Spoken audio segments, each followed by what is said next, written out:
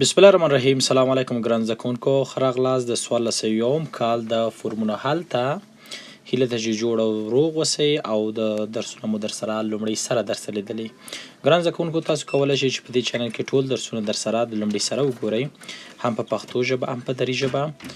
په چینل به کلیک وکړئ، لاړ به شئ په پلی لیستو ته. پلی لیستونو کې ټول درسونه په جدا ډول باندې په پښتو او دري ژبه باندې شته ده. تاسو کولی شئ چې هر درس مو خوښیږي لومړي سره درسره وګورئ، او هم کوشش وکړئ ګران زده کوونکو د ویډیوګانې کله در رسیږي نور ملګرو ته هم ورسوئ، تر څو چې په دې صدقې جاریه کې موږ او تاسو ټول سره شریک اوسو.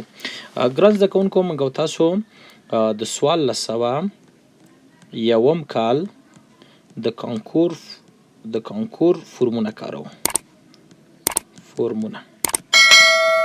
فورمونه کارو چې زموږ او تاسو درس چې د ماتریکس ته رسیدلی و، یعنې د ماتریکس په برخه کې هم کار کوو. مخکې مې یو ویډیو ډکه کړه د هغې په باره کې، تاسو ولیده. او اوس به راځو له خیره پارټ 2 ته، یعنې دویمه برخه به شروع کړو. او زموږ درسونه چې دي نهم لوست ته رسیدلی دي، چې د طبقه‌بندۍ په ډول باندې د درسونه موږ او تاسو کارو. ګران زده کوونکو، لومړی سوال چې نن کارو هغه دا ده چې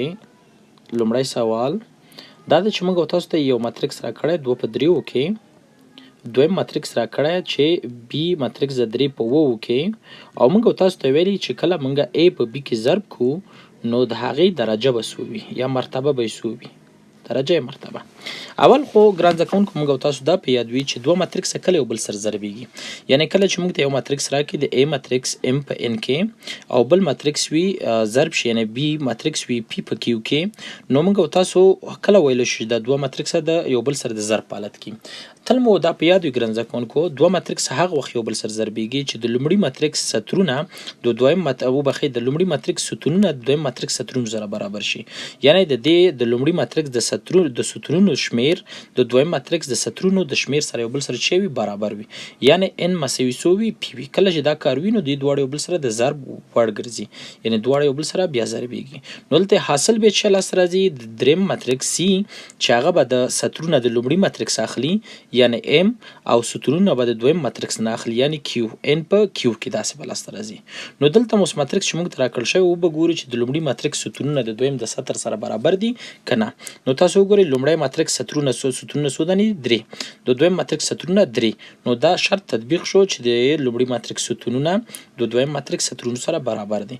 نو د دې حاصل به C شي، بل ماتریکس به شي چې ستون به د سطر به د لومړي ماتریکس واخلي 2 په، او ستون به د دویم ماتریکس نه واخلي 2 په څو کې 2 په 9 کې. یعنې زموږ سوال جواب ده 2 په 9 کې، چې په څلور جوابه کې به دا پیدا کړئ او حلقه به یې کړئ. دویم سوال ته ګران زده کوونکو راځو. دویم سوال ګران زده کوونکو، دا سوال راغلی ده چې یو ماتریکس ده د A ماتریکس، او موږ او تاسو ته ویلي چې دا ماتریکس 3 او 15 ده، او موږ او تاسو ته دا ویلي دي چې 1 پر 15 A 2 دفعې ترانسپوز کوي، یو دفعه ترانسپوز بیا یې ترانسپوز کوي، دا پیدا کړئ. اول خو تاسو ګران زده کوونکو دا په یاد وي چې یو ماتریکس 2 ځلې ترانسپوز شي نو خپله بیرته هماغه ماتریکس کېږي. ترانسپوز خو تاسو په دې باندې پوهېږئ، ترانسپوز یو ماتریکس دا معنا ورکوي چې د هغې د سطرونو عناصر به چېرته لیکئ، په ستونو کې لیکئ، او د ستونو عناصرو په سطرو کې. یعنې کله چې یو ماتریکس 2 په 3 کې وي، او دا تبدیل کړئ ته 3 په 2 ته، یعنې سطر ستون ته ستوني سطر ته لاړ شي، نو موږ او تاسو بیا وایو چې دا ماتریکس څه شو، دا ماتریکس ترانسپوز شو. نو کله چې یو ماتریکس 2 ځلې ترانسپوز کېږي، یعنې یو دفعه ترانسپوز او دا بیا ترانسپوز کوئ، نو د دې ځواب بیرته A راځي.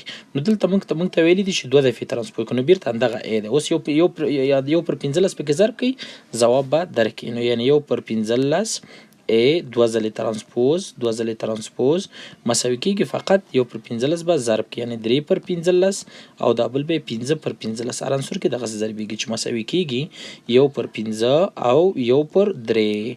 یعنې زموږ د سوال جواب ده 1 پر 15 او 1 پر 3. صحیح ده چې دلته ګران زده کوونکو د دې ماتریکس مرتبه موږ نه غوښتې، خو بیا هم که پیدا کوئ نو دا مرتبه یې څو ده، 2 سطره لري په یو کې، یعنې 2 په یو کې، یعنې 2 سطره یو ستون لري. داسې دویم سوال حلیږي. زو ګران زده کوونکو دریم سوال حلوو. دریم سوال چې ده دریم سوال یو ماتریکس ده چې ویلي دي چې A ضرب د B سره ضرب کوي او تاسو دا چې کوي بیا یې ترانسپوز کوي. صحیح ده، بیا یې چې کوي ترانسپوز کوي.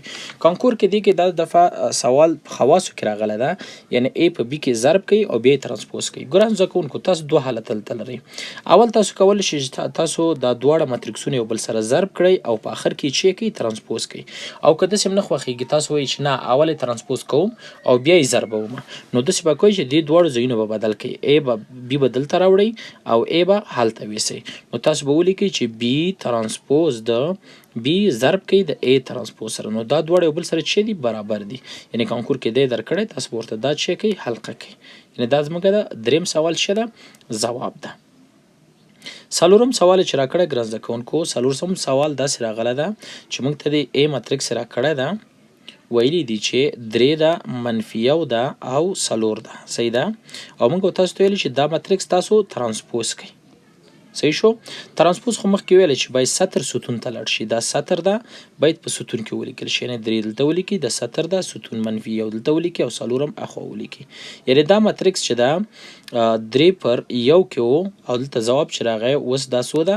دا 1 په 3 کې ده. ګورئ سطر ستون ستون سطر ته لاړو. نو دا ماتریکس موږ او تاسو چې پیدا کړی دی، د دې ماتریکس موږ او تاسو ترانسپوز پیدا کړو. صحیح ده، په څلور ځوابه کې به دا ځواب پیدا کړئ او حلقه به یې کړئ. زه ګران زده کوونکو پنځم سوال حلوو.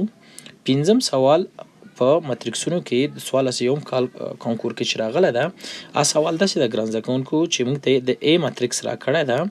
د A ماتریکس ده 3 2 او 4 5 داسې. د B ماتریکس موږ ته تاسو ته راکړی ده ګران زده کوونکو، ویلي دي چې 2 5 او 1. صحیح ده، او موږ تاسو ته دلته دا داسې وایي چې تاسو B په A کې ضرب کوي، B په A کې ضرب کوي او بیا یې ترانسپوز کوي. د دې حاصل راته پیدا کوي. دلته ګران زده کوونکو موږ ته تاسو ته دوه ماتریکس راکړل شوي دي چې یو A ده بل B ده. موږ تاسو نه یې غوښتي دي چې B په A کې ضرب کوي، بیا یې ترانسپوز کوي. نو اول ماتریکسونه ضرب کوي. B به په A کې ضربوي، A په B کې نه. صحیح ده، یعنې دلته B ده دا به ولیکئ چې 2 5 او 1 او A به ورسره ولیکئ 3 4 2 او 5. صحیح شو. ضرب د ماتریکسو سره رقم کیږي. دوه ماتریکسونه چې یو بل سره ضربوي، نو د لومړي ماتریکس عناصر به د سطر یعنې لومړي سطر عناصر به د لومړي قطر د ستون عناصرو سره ضربوي، یعنې لکه قوس غوندې. دا به دې کې ضرب کوي دواړو کې. 2 په 3 کې، یعنې 2 په 3 کې ضرب کوي او 5 په 4 کې ضرب کوي. 2 په 3 کې 6 کېږي جمع، 5 په 4 کې 20 کېږي. دلته به ولیکئ 20. صحیح شو. اوس به همدغه سطر راواخلئ او دویم ستون کې به یې ضرب کوئ، یعنې دا عناصر به په دې کې هم ضرب کوئ. اوس 2 په 2 کې 4 کېږي جمع او 5 په 5 کې 25 کېږي. دلته به ولیکئ. را به شو دویم سطر ته. دویم سطر به اول راواخلئ، لومړی به په اول ستون کې ضرب کوئ، بیا به په دویم ستون کې ضرب کوئ. نو به لیکئ 2 په 3 کې 6، 1 په 4 کې 4، 2 په 2 کې 4، 1 په 5 کې 5. صحیح شو. چې د دې حاصل موږ ته لاس راځي ګران زده کوونکو، جمع به یې کوئ 26، بل یې جمع کوئ 29 او دا بل عنصر یې کېږي 10 او لاندې دا بل جمع کوئ 9. داسې شو. دی ځواب شو. اوس به همدغه تاسو چې کوئ ترانسپوز کوئ، یعنې B ضرب د A تاسو به ترانسپوز معنا دا ده د سطر عناصر ستون کې ولیکئ. دا سطر ده او دا به اوس ستون کې تاسو ولیکئ. او به لیکئ چې 26 او 29 او را به شئ دویم سطر ته. دا به هم په چش کې ولیکئ، ستون کې ولیکئ 10 او 9. نو دا ماتریکس تاسو چې که ضرب هم که او بیرته هم ترانسپوز که، یعنې موږ سوال ځواب لاسته راغی. اوس د دې سوال ځواب تاسو په چاروابه کې ګورئ او هغه حلقه کوئ. زه ګران زده کوونکو پنځم سوال ته پنځم سوال حلوو. پنځم سوال خو حل شو. شپږم سوال حلوو. شپږم سوال ګران زده کوونکو سوال راغلی ده. شپږم وایي 3 ضرب د A ده او A یو دفعه ترانسپوز شوی، بیا یې ترانسپوز کړی ده. صحیح ده، او ځواب یې ورکړی ده څو؟ ځواب یې ورکړی 15 بیا 8 دي او 1 ده 4 6 2 او 5 3 9 داسې ده. او موږ تاسو ته ویلي دي چې د دې ماتریکس کې نه دغه ماتریکس چې ده چې دې کې اول A پیدا کړئ. تاسو د A ماتریکس پیدا کړئ او د هغې د دویم سطر عناصر راته وایي. دویم سطر عناصر د دویم سطر عناصر راته وایي. تاسو ته خو ما مخکې مې ویلې چې 2 دفعې یو ماتریکس ترانسپوز شي نو بیرته خپله ماتریکس کړي، نو دا چې 2 دفعې تاسو ترانسپوز کوئ نو همدغه ماتریکس ده. او دویم سطر دی کې څوک ده؟ 4 ده، 6 ده، 2 ده. همدغه به راواخلئ، ټول به په 3 وویشي، عناصر به پیدا شي. یعنې داسې به ولیکئ تاسو چې د عناصر چې ته غواړئ، د ځواب چې ته غواړئ، د همدغه عناصر به په 3 وویشئ. یعنې دا عنصر به هم په 3 دا عنصر به هم په 3 دا عنصر، یعنې اول به ولیکئ 4 پر 3، بل به ولیکئ 6 پر 3 2 کېږي، او بل به ولیکئ چې 2 پر 3 څو کېږي؟ 2 پر 3 کېږي. نو دلته ولیکه 2 پر 3. زموږ د سوال ځواب حل شو. یعنې زموږ او تاسو شپږم سوال حل شو او عناصر د دویم سطر پیدا شول. همداسې اووم سوال د ګران زده کوونکو، اووم سوال هم همدغه سوال ده، همداسې راغلی ده، او دلته موږ ته ویلي چې د لومړي سطر عناصر ووایي. د لومړي یعنې د A کې د لومړي سطر عناصر ماته وایي. د لومړي سطر عناصر چې ورته وایي نو تاسو به دلته د لومړي سطر عناصر ټول په 3 وویشئ. یعنې دلته به داسې کوئ چې 15 په 3، 8 هم په 3 او 1 هم په 3. نو 15 چې په 3 وویشو خو 15 کېږي، 8 پر 3 به په خپله ولیکئ او 1 پر 3 به هم په خپله ولیکئ. نو د دې ماتریکس ځواب هم یا د دې سوال ځواب هم موږ او تاسو پیدا کړو. په څلور ځوابه کې به یې حلقه کړئ. زو ګران زده کوونکو اتم سوال ته اتم سوال به کار کو. اتم سوال ګران زده کوونکو یو ماتریکس ده، یو ماتریکس A مساوي کېږي 8 او x جمع 3 او 15 او 2. صحیح ده؟ داسې تاسو ته وایي x پیدا کړئ په دې شرط چې د دې دیترمینانت ځواب راغلی 15. صحیح شو؟ یعنې دیترمینانت 15 شوی ده، تاسو دې کې دغه x پیدا کړئ. نو x پیدا کولو لپاره اول دیترمینانت به ولیکئ 8 x جمع 3 15 او 2 مساوي کېږي څو؟ 50 سره. د 2 په 2 ماتریکس سره عملیږي دیترمینانت، اصلي قطر حاصل ضرب منفي فرعي قطر. نو دلته به پیدا کوي چې 8 په 2 کې 14 کېږي، منفي 15 ضرب کا 15x منفي 15 مساوي کېږي څو؟ 15. اوس دا دواړه چې تفریق کې یو منفي 15x مساوي کېږي 15، یو به خوا انتقال کو وبشي منفي 15x مساوي کېږي 15 منفي 1، منفي 15x مساوي کېږي 4، اطراف په منفي 15 وویشئ او ځواب به یې راوځي چې x مساوي کېږي منفي 4 پر 15. یعنې دا زموږ د سوال ځواب راووته منفي 4 پر 15. زو ګران زده کوونکو نهم سوال ته نهم سوال به حل کو. نهم سوال به حل کو او موږ او تاسو ته ویلي دي چې نهم سوال یو ماتریکس ده. A مساوي کېږي 3 2 شپږ 1 2 شپږ 3 12 داسې. او دې کې موږ ته ویلي دي چې د دې ماتریکس دیترمینانت تاسو پیدا کړئ. صحیح ده؟ د دې ماتریکس دیترمینانت چې تاسو پیدا کوئ وبلیکئ چې د A ماتریکس دیترمینانت مساوي کېږي، خط به د قوس نه عمودي موازي خطو ته واړوئ 3 1 شپږ 2 1 3 شپږ 2 12. دا خو موږ او تاسو په دوه طریقو باندې د دې 3 په 3 کې دیترمینانت چې راځي حلوی شو. خو دا سوال ګران زده کوونکي یو تخنیک هم لري. موږ او تاسو د دیترمینانت په خواصو کې ویلي کله چې د یو دیترمینانت 2 سطرونه یا 2 ستونونه یو بل سره مساوي وي د هغې دیترمینانت ځواب 0 راځي. او یو کله چې د یو د دیترمینانت یو سطر د بل سطر مضرب وي، یعنې یو سطر بل سره مساوي وي خو په دویم کې یو عدد ضرب شوی وي. تاسو وګورئ دا لومړی سطر چې ده 3 1 شپږ ده او آخري دریم سطر چې ده 6 2 12 ده. یعنې په دې معنا ده چې دغه د دیترمینانت هغې کې چې ده دغه سطر کې چې ده یو عدد ضرب شوی ده چې 2 ضرب شي. یعنې تاسو چې کله دې سره 2 ضرب کوئ نو تاسو ته به دا درکړي. صحیح ده؟ نو دا دواړه اصلا مساوي دي خو د یو بل مضرب دي. نو کله چې داسې کوم سوال راغی نو ځواب به یې راساً چې لیکئ 0 لیکئ.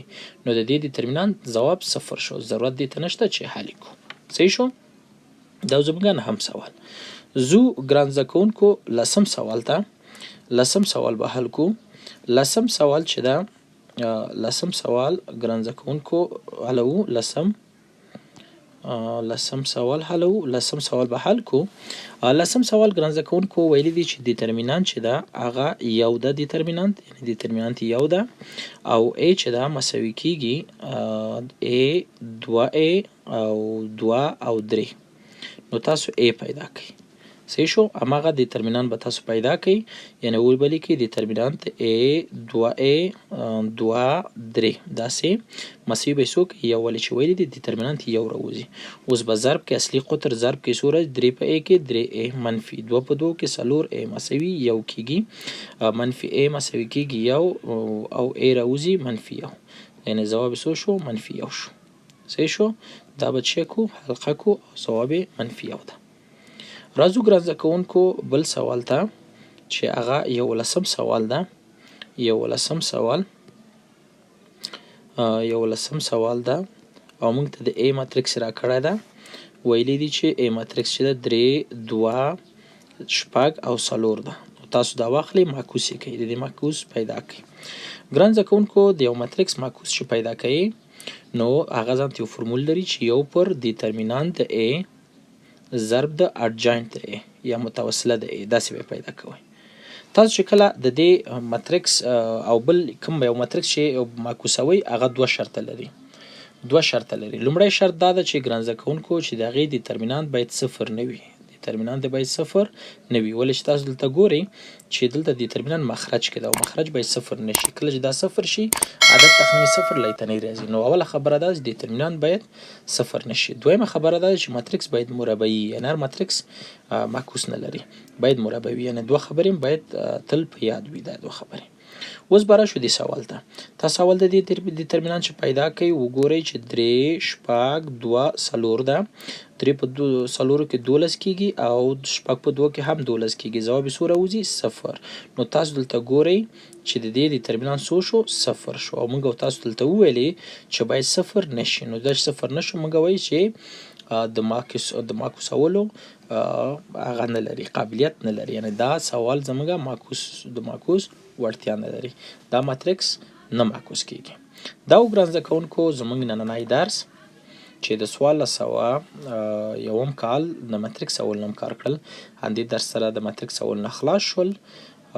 نور کوم سوالونه تاسو سره د 1401 فورمولو کې وي او د ماتریکس په برخه کې یا نورو برخو کې معنی کار کړي، تاسو کولی شئ چې هغه ماته راولېږئ چې هغې ته مې ویډیو جوړه کړم او در سره شریکه کړم. ښه وخت ولرئ. په مخه.